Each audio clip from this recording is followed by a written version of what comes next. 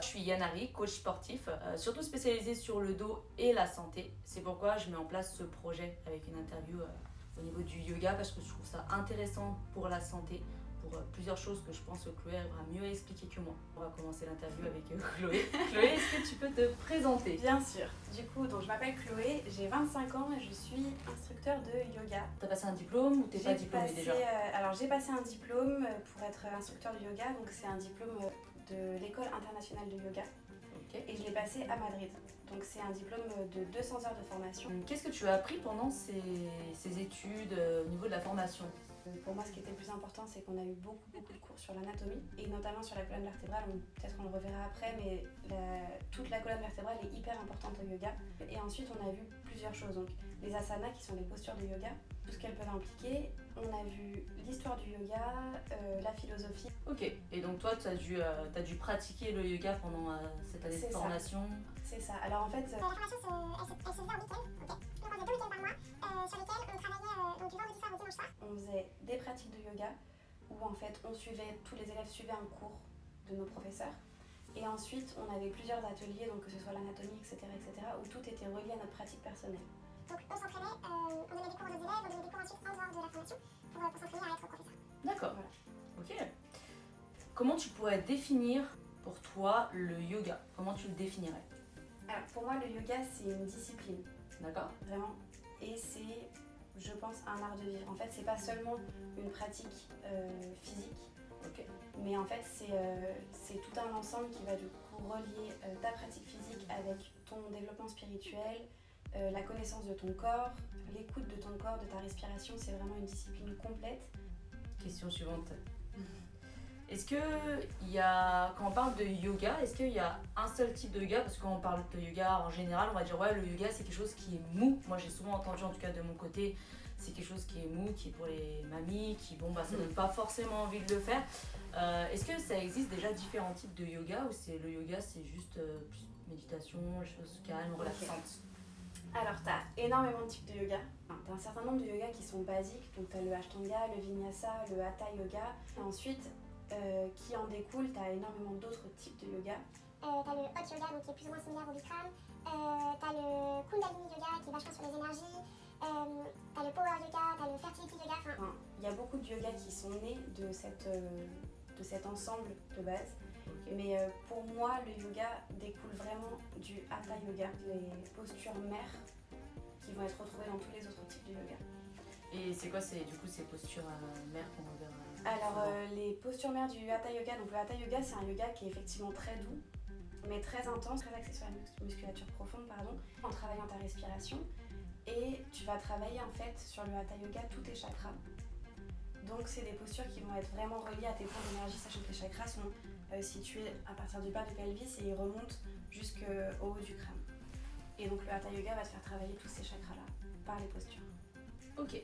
Et du coup le Hatha Yoga, on pourrait plus le dire comme quoi c'est plus doux. Alors sur les énergies, le rythme est plus doux. Ok. Le rythme est assez doux. Par contre, l'intensité pour moi est assez importante parce que ça demande beaucoup de force physique. Mais après, tu as d'autres types de yoga comme le Vinyasa qui est lui très rythmé. Parce qu'en fait, chaque posture doit être faite au rythme d'une respiration. Sachant que tu respires quand même assez vite. Oui. Les postures s'enchaînent très rapidement, tu vas beaucoup transpirer. C'est ça, faire une posture, une respiration, donc tu vas très très vite. Ouais, je crois que c'est celui qu'on avait fait une fois. Ouais. Alors je vous dis, moi-même qui suis coach sportif, je l'ai déjà fait, j'étais en train de mourir. Hein. Mais pas en train de mourir dans le sens où c'était difficile forcément au niveau de, pas au niveau forcément cardio pour moi. Ouais. Mais par contre au niveau du maintien de la posture, les muscles posturaux vraiment profonds, c'est super dur parce que dans d'autres sports on le travaille pas forcément. Moi je le vois en tout cas dans le fitness. Le fitness, il y a le pilates quand même qui se rapproche. Pilates, stretching, c'est plus de l'étirement. Ça peut se rapprocher, mais au niveau pur travail, où c'est sur l'équilibre et tout, je pense pas qu'il y en ait énormément dans les autres sports. Donc c'est pour ça que ça peut être intéressant. Est-ce que ça pourrait peut-être être complémentaire? Pour moi, c'est complètement au niveau des autres sports. Oui, complètement. Est-ce que tu as déjà fait des disciplines, notamment avec des personnes qui étaient pas, qui ne connaissaient pas du tout le yoga? Oui. Et qui sont de sportifs rien à voir, je veux dire. Oui. Alors j'ai travaillé avec des rugbyman, notamment 4 dernièrement, et j'en ai eu un avant-hier qui pouvait pas attraper son coup. Parce En fait, il avait les bras tellement développés que quand je lui ai demandé d'attraper son cou pour se protéger, Ah en ouais. fait, il n'arrivait pas parce que ses bras étaient tellement costauds qu'il arrivait à attraper sa tête et pas son cou. Donc dans ce cas-là, c'est hyper important d'adapter les postures. Après, j'ai eu 2 types de personnes et tu peux adapter, le yoga s'adapte à toutes les morphologies, aux sportifs, aux non-sportifs. Et du coup, le yoga peut s'adapter à travers les postures, faire des variantes et des adaptations pour chaque corps qui existe pour chaque sport en fait. C'est plutôt intéressant. Ok, très bien. Qu'est-ce que tu peux améliorer avec cette discipline?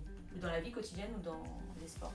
Je pense que tu peux arriver à une très bonne acquisition de la connaissance de ton corps, de D'accord. comment il fonctionne, que ce soit physiquement et aussi au niveau de ta respiration. Donc tu vas apprendre à gérer ta respiration, ton rythme cardiaque.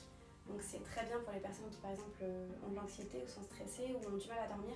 Tu apprends vraiment à gérer comment ton corps fonctionne, comment tu as besoin de respirer pour te sentir bien. Et ça peut t'aider au quotidien pour gérer ton stress ou ton sommeil.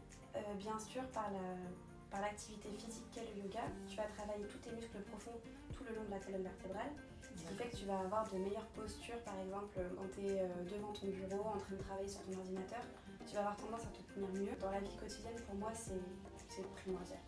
Ok. À quoi faut-il faire attention pour ne pas se blesser en yoga, ne pas aller de manière trop rapide Ok. Tout est relié à la colonne vertébrale.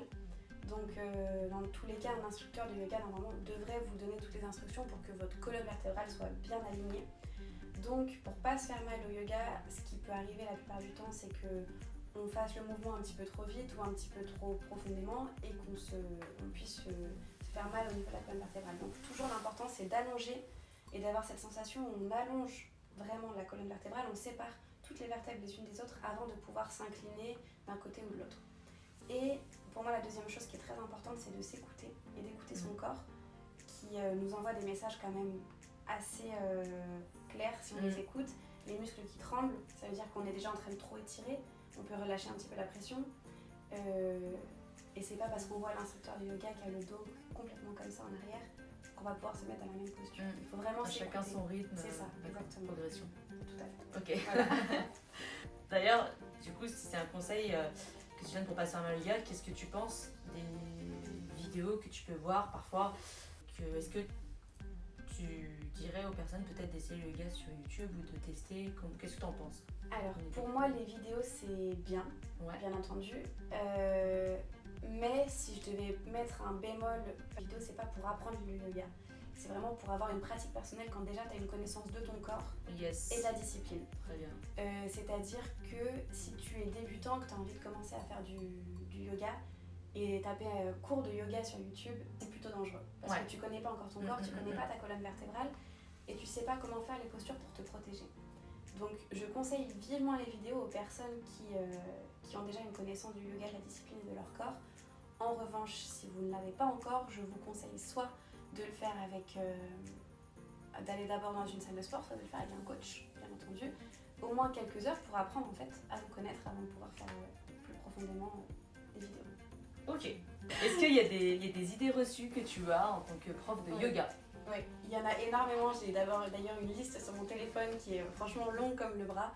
C'est un truc de mamie. C'est mou, c'est pas un sport, on travaille pas les muscles. Enfin, ouais. Il y a beaucoup d'idées reçues sur le yoga de personnes qui pensent que c'est en fait pas une activité sportive et que c'est vraiment juste être assis et il y a beaucoup aussi l'idée des médias, l'image qu'on peut ressentir peut-être par rapport au yoga. Complètement. Qui était aussi un effet de mode. Oui, dernièrement c'est remonté, on en a parlé notamment avec le confinement, etc. Pour s'aider à être mieux dans sa tête. Mais tu as aussi une activité physique qui peut être vraiment très complémentaire à un autre sport. Il faut être quand même conscient que le yoga c'est du sport dans une discipline. D'accord. Ok. Donc là, en tant que prof de yoga, tu as quel statut? Alors je suis avec le statut d'auto-entrepreneur. Ok. Que j'ai choisi donc il y a quelques mois quand j'ai décidé de me lancer. Tout simplement parce que le statut d'auto-entrepreneur est assez facile à ouvrir. Dans le contexte actuel, c'était quand même pour moi ce qu'il y avait de plus prudent que de choisir le statut d'auto-entrepreneur qui peut s'ouvrir et se fermer assez facilement. Ouais. Ok, et tu bosses que du coup à domicile, tu bosses Alors je travaille donc à domicile et je travaille aussi dans une salle de sport, donc qui est la salle de sport You Can Fit à Cuire. C'est ma collègue du coup. Voilà, exactement. J'avais une question d'une personne qui me posait la question, voilà, qu'elle n'avait jamais fait de yoga, Ouais. qu'elle appréhendait beaucoup et qu'elle n'avait pas forcément en bonne santé. D'accord. Voilà. Est-ce que c'est pas qu'elle dirait que c'est dangereux, elle m'a dit j'ai un peu peur de me mettre au yoga Ok. parce que du coup j'ai pas forcément la santé pour et j'ai l'impression que des fois au niveau des positions c'est difficile à tenir, c'est cardio. Parce Ok. que du coup on doit couper un peu la respiration parfois. Et D'accord. elle a cette sensation. Ok. Alors tout dépend du problème de santé que tu vas avoir.